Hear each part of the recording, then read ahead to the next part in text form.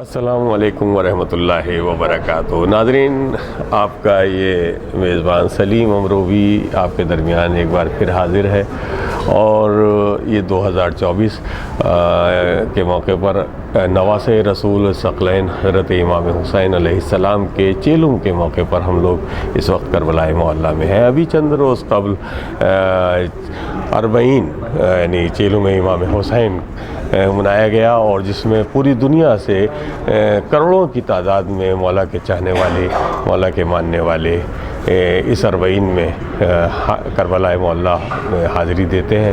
اور کہا جائے کہ نہ صرف نجف اشرف سے بلکہ دور دراز سے مولا کے چاہنے والے پیدل چل کر، جسے مشی کہتے ہیں یہاں عراق میں، وہ پیدل چل کر کربلا معلیٰ تک آتے ہیں اور 40 مناتے ہیں۔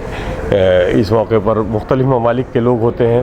اسی میں آج میں چاہتا ہوں کہ ہمارے درمیان ایک عظیم شخصیت، ہمارے فخر قوم، فخر ملت، ڈائریکٹر جنرل انکم ٹیکس محترم سید ناصر علی صاحب، جن کی خدمات اپنی جگہ بیوروکریسی کی حوالے سے اپنی اہمیت ہے، لیکن ذاکر اہل بیت کی حیثیت سے وہ اپنا ایک بلند مقام رکھتے ہیں۔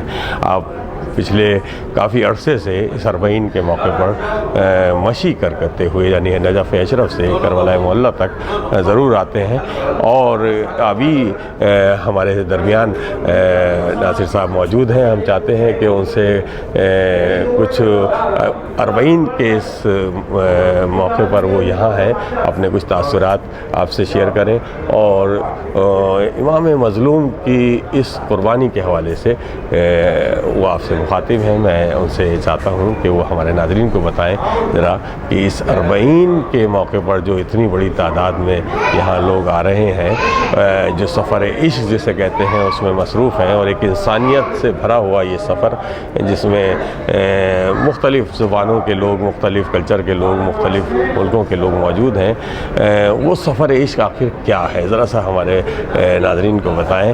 آپ سے مخاطب ہوتے ہیں محترم سید ناصر علی رضوی صاحب۔ دیکھیے، سب سے پہلے تو جو آپ نے کہا کہ نجف اشرف سے کربلا معلیٰ، یہ صرف ایک راستہ ہے۔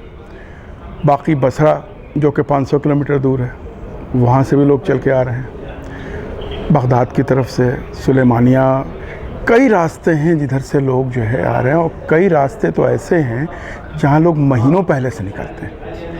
تو آپ یہ سمجھ سکتے ہیں کہ ہم تو اس وقت سے آ رہے ہیں جب ٹھنڈ بہت پڑ رہی تھی، اور اب گرمی بہت پڑ رہی ہے۔ تو یہ جو سفر عشق ہے، یہ دراصل یہ ایک عبادت بھی ہے، اور جو مولا علی کا ایک قول ہے کہ ہمیں وہ گرمی کا روزہ اور ٹھنڈ کی صبح کی نماز جو ہے، اس میں عبادت میں بڑا لطف آتا ہے۔ تو میں جب یہ دیکھتا ہوں کہ یہ گرمی جو 48، 49، 50 ڈگری ٹیمپریچر ہے، اور اس میں بھی لوگوں کے جوش و ولولے میں کمی نہیں بلکہ اور زیادہ اس میں ایک شدت میں نے دیکھی پچھلے 2 سالوں میں۔ تو چونکہ یہ جو سفر ہے، یہ عشق کا سفر تو ہے ہی ہے، لیکن یہ عبادت بھی ہے۔ تو جس کی وجہ سے جو عبادت کا لطف ہے، وہ گرمی میں بھی ویسا ہی ہے اور ٹھنڈ میں بھی ویسا ہی ہے، یہ کہیں رکتا نہیں ہے۔ اور جیسا کہ میں نے کہا کہ ہر عبادت کی تہ میں عشق ہوتا ہے، چاہے وہ اللہ کی عبادت تو اللہ ہی کے لیے ہوتی ہے، لیکن اس کے تہ میں بھی عشق ہے، عشق الہی ہے۔ اور اسی طرح سے جب ہم یہ اس سفر میں بھی آتے ہیں، تو یہ دراصل ایک عشق ہی ایک ترجیح ہے کہ جو ایک بس ایک دوڑ ہے۔ تو یہ میرے خیال میں پہلی بار جب ہم نے مشی کیا تو آج سے 10-12 سال پہلے کی بات ہے۔ ہر سال ہم نے اس میں اس جوش و ولولے میں اور ترقی ہی دیکھی۔ تو یہ امام حسین کے تئیں جو ہے ایک عشق کی ترجمانی ہے، اور جیسا کہ جمال مظہری نے کہا ہے کہ اپنے ایک شعر میں کہ کربلا ہو یا نجف ہو، مانگنے کا کیا سوال، عشق کی ایک دوڑ ہے، درویش کا پھیرا نہیں۔ کیا بات ہے، کروڑوں کی تعداد میں مختلف زبانوں کے لوگ، مختلف کلچر کے لوگ ایک ساتھ ایک راستے پر رواں ہوتے ہیں، اور کہیں کوئی بدمزگی نہیں ہوتی کسی میں، کوئی آپس میں جہاں ہم دیکھتے ہیں چند لوگ بھی جمع ہو جاتے ہیں تو بہت ساری دشواریاں ہوتی ہیں، لوگ کہیں کسی جگہ بھی اگر کوئی پروگرام ہوتا ہے، لیکن یہ ایک ایسا سفر ہے کہ اتنے سال سے دیکھ رہے ہیں، کہیں اس میں کچھ ایسا نہیں دیکھا، یہ انسانیت جو ہے یہ دیکھیے، چونکہ جب آپ نے جب کہا ہی کہ سفر عشق ہے، تو عشق کی دوڑ میں تنا تنی ہوتی ہی نہیں ہے نا، عشق تو ایک اخوت ہے، اور ایک دوسرے کے لیے ایک جذبہ ہے مدد کرنے کا، ان کے کوئی پریشان حال ہے تو اس کی دلجوئی کرنے کا، کسی کے پیروں میں تکلیف ہے تو اس کو مالش کی جا رہی ہے، کوئی اگر بیمار پڑ گیا ہے قافلے میں تو سارا قافلہ رکا ہوا ہے، کیونکہ یہاں کوئی دکھاوا تو ہے نہیں نا، یہ تو ایک عشق کی دوڑ ہے، عشق، اس میں تو لہٰذا یہاں کہیں بھی کسی طرح کا کوئی ٹینشن نہیں ہے، کیونکہ عشق میں ٹینشن ہوتا ہی نہیں۔ خود انسان ہونے کے لیے جو انسان موجود ہے تو عشق میں یہ چھوٹی چھوٹی چیزیں بہت چھوٹی ہو جاتی ہیں، جو جن کی باتیں آپ نے کہیں، وہ عشق کے مقابلے میں ان کا کوئی مطلب ہی نہیں رہ جاتا، بلکہ ہم نے تو یہ دیکھا ہے کہ جو گلے شکوے برسوں سے چلے آ رہے ہیں وہ سفر عشق میں وہ گلے شکوے ہی مٹ جاتے ہیں۔ بہت اچھی بات کہی ناصر، ایک کربلا ہے محلہ، اس کی ایک آبادی مختصر سی ہے، اور کتنا بڑا شہر ہے، اتنے کروڑ لوگوں کا آنا، اور پھر اس میں ان کے لیے انتظامات کے، وہ پانی بھی پئیں گے، کھانا بھی کھائیں گے، اور اتنے دن رہ رہے ہیں، قیام ہونا ہے، تو مولا کے روضے کے نزدیک یہ سب دیکھیے اس کے بارے میں جی آپ صحیح فرما رہے ہیں کہ دیکھیے یہ جو آپ ازدحام ہے لوگوں کا، میں دیکھ رہا تھا کہ 2024 کی جو کربلا کا شہر ہے اس کی سنسس جو ہے، پاپولیشن جو ہے وہ 6,91,000 ہے، اور جو شہر جو کربلا کا ہے وہ مشکل سے 30 کلومیٹر لمبا اور 20 کلومیٹر چوڑائی میں، مطلب مشکل سے 600 اسکوائر کلومیٹر کے رقبے میں ہے۔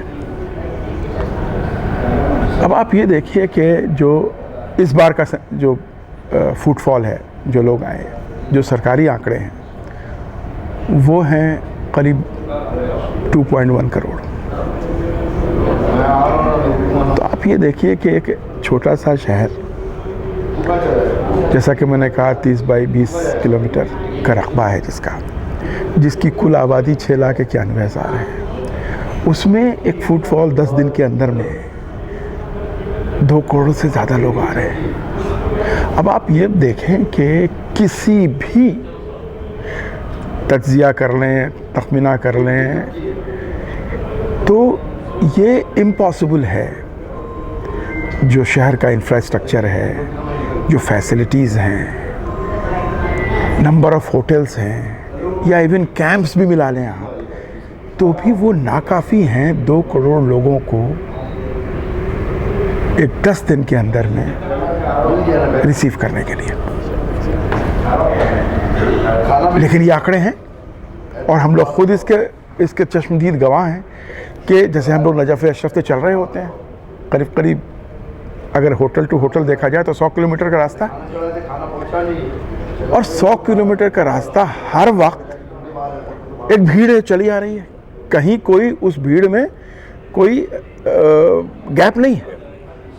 تو ایک 100 کلومیٹر کا مجمع، 100 کلومیٹر لمبا جلوس سمجھیں آپ، اگر عام بول چال میں سمجھانے کی اگر کوشش کروں تو ایک 100 کلومیٹر لمبا جلوس ہے جو کہ 10 دن سے چلا رہا ہے۔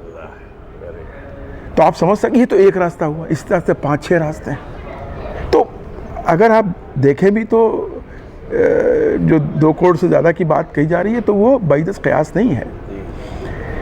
تو ان حالات میں ایک چھوٹے سے شہر میں، ایک 6 لاکھ کی آبادی والا شہر، وہ کیسے 2 کروڑ لوگوں کو ریسیو کرتا ہے؟ اچھا، یہ جو 2 کروڑ لوگ آ رہے ہیں، یہ صرف ایسا تو ہے نہیں کہ آئے اور نکل گئے۔ 2 दिन 3 दिन रुकते भी हैं, कम से कम 1 दिन 2 दिन तो रुकते ही हैं।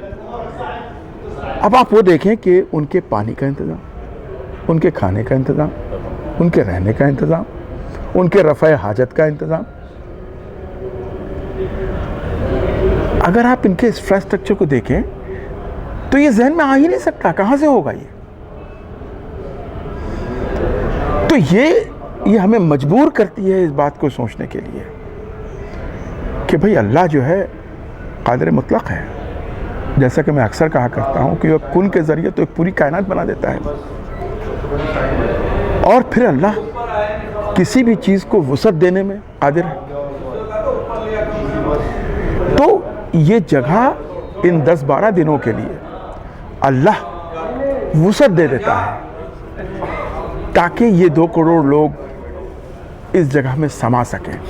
लेकिन सिर्फ वुसअत ही नहीं है, मैं यही देख रहा था कि भाई इस शहर के या इस शहर के अतराफ़ को भी मिला लें, इस गवर्नरेट को भी मिला लें, तो भाई अगर एक आदमी इस गर्मी के ज़माने में अगर 5 लीटर पानी तो कम से कम पीता ही पीता है, चलिए 5 लीटर ना सही 2 लीटर 3 लीटर तो पिएगा ही पिएगा, देख ही रहे हैं। 2 करोड़ लोग एक दिन में कम से कम अगर 2 लीटर पानी भी पी रहा है इंसान तो 4 से 5 करोड़ लीटर पानी एक दिन में खर्च हो रहा है। एक दिन में 10 दिन में आप देखें तो 50 करोड़। ये कैपेसिटी नहीं है इस शहर की और इस गवर्नरेट की, इस खित्ते की कैपेसिटी ही नहीं है कि 50 करोड़ लीटर पानी वो प्रोवाइड कर सके। ये तो हुआ पानी की बात। खाना 3 वक्त का खाना है भाई, उतना बड़ा किचन हो ही नहीं सकता कि जो 2 करोड़ इंसानों को 10 दिन के लिए 3 वक्त का खाना मुहैया करा सके। सिवाय इसके कि अल्लाह राज़िक़ है, वो रिज़्क़ अता करता है, वो कहाँ से देता है वही जानता है, कैसे देता है वही जानता है। तो ये मोजिज़ा मतलब, क्योंकि मोजिज़ा किसको बात कहते हैं? जो चीज़ अक़ल को नहीं समाती, पॉसिबल नहीं है, लेकिन फिर भी वो हो रही है, उसी को तो मोजिज़ा कहते हैं। पानी आपके पास उतना है नहीं, कैपेसिटी आपके पास उतनी है नहीं, फिर भी आप देखें पानी की ना कमी है ना खाने की कमी है। 2 करोड़ लोगों के रहने के, जो जब मैंने कहा शहरी 6 लाख लोगों का है, वो 2 करोड़ लोगों को कहाँ से सुला सकता है? लेकिन नामुमकिन चीज़ यहाँ आके मुमकिन हो जाती है। तो ये जीता जागता मौजूदा है। तो यार यहाँ पर कुछ लोग ऐसे भी हमने देखे कि अमूमन हमें उनकी ज़िंदगी के बारे में जब पता चला कि ऐसे हालात में जी रहे हैं कि उनका अभी सही तरीके से गुजर भी नहीं हो रहा है, खाने पीने भी घर पे जो नॉर्मल ज़िंदगी गुजारते हैं, लेकिन ऐसे हालात में भी उनको मौला ने बुला लिया और वो यहाँ दिखाई दे रहे हैं और मौला की ज़ियारत पर आ रहे हैं। और कुछ लोग ऐसे भी हैं जो बड़ा सरमाएदार हैं और ज़िंदगी गुजार रहे हैं, लेकिन उन्हें मौला ने तौफीक नहीं दी। उस हवाले से ज़रा सा कुछ बताइए कि देखिए, करबला हर की रसाई नहीं है, सबसे पहली बात तो ये मैं बता दूं, क्योंकि इमाम हुसैन की जो शख्सियत है अल्लाह के नज़दीक, क्योंकि उन्होंने अल्लाह की राह में अपना सब कुछ लुटा दिया। इमाम हुसैन को क्या मिला? सारा घर लुटा दिया उन्होंने। 6 महीने से बच्चे से लेकर के हबीब इब्न मज़ाहिर जैसे 90 साल के साथी तक सब लुटा दिया। यहाँ तक कि जो घर की औरतों की चादरें थी वो भी कुर्बान कर दी अल्लाह की राह। इन सब किस के लिए कर रहे थे वो? क्या हुसैन अपने लिए कर रहे थे? तो जब सब कुछ लुट ही गया था तो किसके लिए कर रहे थे? तो इमाम हुसैन की कुर्बानी आफाकी कुर्बानी, ये किसी एक फ़िरक़े या एक खित्ते के लिए नहीं, बल्कि जो इमाम हुसैन का जो कुर्बानी उन्होंने दी, उसका जो माहसल था और उसका जो ऑब्जेक्टिव था, वो ऑब्जेक्टिव आफाकी है, यूनिवर्सल है। वो صرف مسلمانوں کے لیے، صرف عرب کے لیے، صرف ایک خطے کے لیے نہیں تھا، کیونکہ انہوں نے قربانی کس لیے دی تھی؟ سب سے پہلی بات جو میں نے کہا کہ وہ قربانی سے امام حسین کو کیا فائدہ ہوا؟ وہ تو سر کٹا کے چلے گئے، تو فائدہ تو ہمیں ہوا نا۔ وہ کیا فائدہ تھا؟ وہ آبجیکٹو کیا تھا جو امام حسین، کیونکہ امام حسین کیوں دنیا کے ہر مذاہب کے ماننے والے، ہر فرقے کے ماننے والے، بلکہ یہاں تک کہ جو لوگ کسی فرقے اور مذہب کو نہیں مانتے ہیں ان کے بھی قریب کیوں ہو جاتے ہیں؟ کیونکہ ہر ایک وہ انسان جس کے سینے میں ایک دھڑکتا ہوا دل ہے اور ایک سوچتا ہوا دماغ ہے، جب وہ امام حسین کو جاننے کی کوشش کرتا ہے تو امام حسین کو اپنے سے قریب سمجھنے لگتا ہے، کیونکہ اسے لگتا ہے کہ امام حسین نے تو میرے لیے قربانی دی، جو ان کا اسوہ حسنہ ہے، جو اسوہ ہے وہ تو یہ تو میرے لیے کیوں ہے؟ کیونکہ جب وہ یہ دیکھتا ہے کہ حسین کی قربانی ہر مظلوم کے لیے ہے اور ہر ظالم کے خلاف ہے، دنیا میں کہیں بھی کوئی خطہ یا کوئی فرقہ یا کوئی جگہ ایسی نہیں بچی ہے جہاں ظلم نہ ہو رہا ہو، تو جب ظلم ہو رہا ہوگا تو کوئی ظالم بھی ہوگا۔ تو سب سے پہلے تو امام حسین کی قربانی وہ حوصلہ دیتی ہے وہ مظلوموں کو کہ تم حوصلہ ہارنا نہیں، آخر میں کامیابی تمہاری ہی ہوگی، ظالم پست ہوگا، پسپا ہوگا۔ ہو سکتا ہے کہ ہم بہت چھوٹی تعداد میں ہوں، ظالم کی تعداد ہمیشہ زیادہ ہوتی ہے۔ ایسے حالات میں اگر کوئی شخصیت آگے بڑھ کے ان مظلوموں کو جن پر ظلم ہو رہا ہے اگر کوئی سہارا دیتا ہے تو وہ ذات امام حسین ہے، کہ ایک طرف ہزاروں کی فوج اور ایک طرف محض 72 لوگ پھر بھی لڑ رہے ہیں، جانتے ہیں شہید ہو جائیں گے، قتل ہو جائیں گے، سر جھکا دیں تو فائدہ ہے، فائدہ مطلب دنیاوی فائدہ ہے، لیکن پھر بھی سر نہیں جھکا، تو انسانیت کا سر انہوں نے جھکنے نہیں دیا۔ اور امام حسین کا اولین پیغام یہی ہے کہ چاہے جو ہو جائے مظلوم کا ساتھ دینا ہے اور ظالم کے خلاف کھڑے رہنا ہے۔ اس میں قربانیاں دینی ہوں گی، الگ الگ طرح کی قربانیاں ہوتی ہیں۔ مظلوم کا ساتھ دینا ہے وہ بھی الگ الگ طرح سے ہوتا ہے، کوئی قلم سے ساتھ دیتا ہے، کوئی اپنے زبان سے ساتھ دیتا ہے، لیکن اسے امام حسین کا سبق یہ ہے کہ ہر حالت میں ظالم کے ساتھ نہیں کھڑے رہنا ہے، مظلوم کے ساتھ کھڑے رہنا ہے۔ تو پہلی بات تو یہ کہ ہر انسان کہیں نہ کہیں ظلم کا شکار ہو رہا ہوتا ہے، کبھی نہ کبھی، تو جب اسے امام حسین کی یہ جنگ سامنے آتی ہے اور امام حسین کا وہ کریکٹر سامنے آتا ہے تو امام حسین کو اپنا سمجھتا ہے کہ یہ تو اپنے ہیں، تو جس کی وجہ سے امام حسین کا جو پیغام ہے وہ آفاقی ہے۔ آپ اسی لیے دیکھیں گے آپ کہ جب ہم لوگ مشی کے لیے چلتے ہیں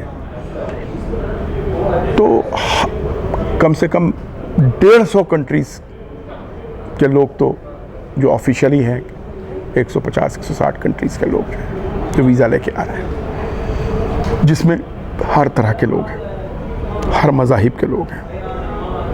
ہمارے ہندوستان سے ہمارے ہندو بھائی بھی آتے ہیں، میرے ساتھ خود آئے، کرسچنز بڑی تعداد میں آپ کو ملتے ہیں، سردار سکھ وہ ملتے ہیں۔ میں آپ کو بتاؤں کہ آپ کو تعجب ہوگا، جیوز بھی یہاں آتے ہیں۔ کوئی ایسا ادیان مذہب کے ماننے والے ایسے نہیں ہیں جو یہاں نہیں آتے ہیں امام حسین کو خراج عقیدت پیش کرنے کے لیے۔ بس جیسے میں نے کہا، بس صرف ایک ہی چیز چاہیے کہ اس کے سینے میں دھڑکتا ہوا دل ہو جو مظلوم کی سسک کو سمجھ سکتا ہو اور ظالم کی دہاڑ کو سن سکتا ہو، بس اتنا ہی چاہیے، وہ امام حسین کے قریب پہنچ جائے گا۔ لیکن جب وہ اس پوزیشن میں انسان آتا ہے مولا کی چاہت میں اور مولا کی خواہش میں مولا کی زیارت کرتا ہے تو مولا اسے نوازتے بھی بہت ہیں. ہم نے یہ دیکھا ہے کہ ایسی حالت میں آیا ہے انسان جو واقعی اس پوزیشن میں نہیں تھا, لیکن جب مولا کے در پہ آ گیا ہے تو وہ پھر پلٹ کے جب آیا ہے تو بہت اچھی پوزیشن میں ہی آیا ہے. زیادہ تر جن لوگوں سے ملا تو اس کے بارے میں تھوڑا سا دیکھیے, یہ دربار جو ہے یہ سخی کا دربار ہے. یہ پورا گھرانہ جو ہے نا یہ سخاوت کا ہے, اور یہ کسی کے احسان کو رکھتے نہیں ہیں. جب وہ یہ دیکھتے ہیں کہ ہمارا چاہنے والا اپنے ملک سے ہزاروں کلومیٹر سے دور سے آتا ہے, پھر یہاں کیا گرمی, کیا برسات, کیا ٹھنڈک, سینکڑوں کلومیٹر پیدل چل کے آ رہا ہوتا ہے. مقصد کیا ہوتا ہے؟ امام حسین کو ایک سلام, خراج عقیدت. تو حسین پھر اس احسان کو رکھتے نہیں ہیں. اور یہ تو سخاوت یہ ہے کہ جتنا وہ کوئی سامنے والا احسان کا 10 گنا زیادہ اس کو واپس کر دیتے ہیں. کیونکہ دیکھیے اللہ نے ان کو نوازا ہے, اور اللہ نے نوازا اس لیے کہ وہ ڈیزرو کرتے ہیں. بھائی 61 ہجری 10 محرم عصر کا ہنگام, امام حسین نے کوئی بھی چیز جو ان کے پاس تھی اس کو اللہ کی راہ میں بچا کے نہیں رکھا, سب قربان کر دیا.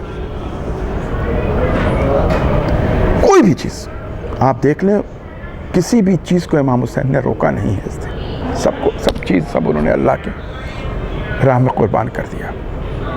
اور پھر وہ بندہ, تو اللہ اس پر ناز نہ کرے تو کیا کرے, کہ سب کچھ لٹا دیا. اب خنجر تلے آخری سجدہ ہے, اور اس میں حسین کیا دعا پڑھ رہا ہے سب کچھ لٹانے کے بعد بھی, کہ اس نے کیا کھویا جس نے تجھے پا لیا, اور اس نے کیا پایا جس نے تجھے کھو دیا. تو اللہ جب کہتا ہے حل جزاء الاحسان الا الاحسان, حسین نے جب اپنا سارا کچھ اللہ کی راہ میں لٹا دیا تو جو حسین کے پاس سب کچھ تھا وہ اللہ کو حوالے کر دیا. اب اللہ کے پاس جو کچھ ہے وہ احسان کا بدلہ تو یہی ہے کہ وہ ان کے حوالے. تو لہٰذا یہ سخاوت کا ہے, اور اللہ خود ہی قرآن میں کہتا ہے کہ دیکھو جو میری راہ میں قتل کر دیے گئے یا شہید ہو گئے انہیں مردہ نہ سمجھنا, وہ زندہ ہیں اور اپنے رب سے رزق پا رہے ہیں. اور رزق اللہ نے اسی قرآن میں کہا کہ رزق جب میرے مخصوص بندوں کے پاس رزق آتا ہے تو وہ اپنے اس رزق کو روک کے نہیں رکھتا, وہ انفاق کرتا ہے, وہ ڈسٹریبیوٹ کرتا ہے. تو حسین کی زندگی ثابت, حسین کو ملنے والا رزق ثابت, اور اس رزق کو حسین بانٹیں گے تو کس میں بانٹیں گے؟ اپنے چاہنے والوں میں تو بانٹیں گے.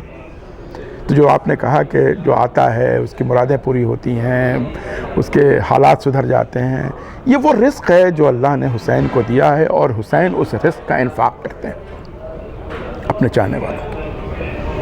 یہ کرم ہے.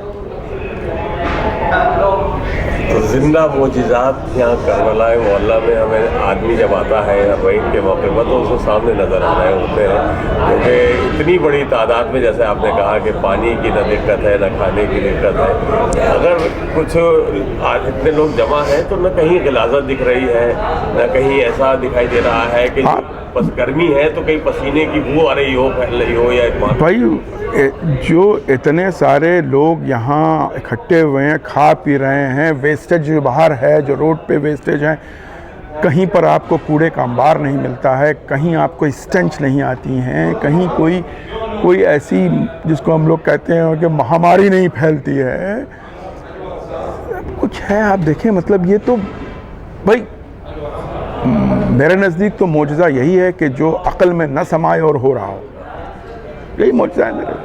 اور یہاں ہر دن ہر وقت آپ کو ایسی چیزیں نظر آئیں گی جو ممکن نہیں ہے لیکن ہو رہا ہے. لہٰذا یہ جو لوگ اب تک اگر نہیں آئے ہیں ان کے لیے آپ کیا کہنا چاہیں گے؟ دیکھیے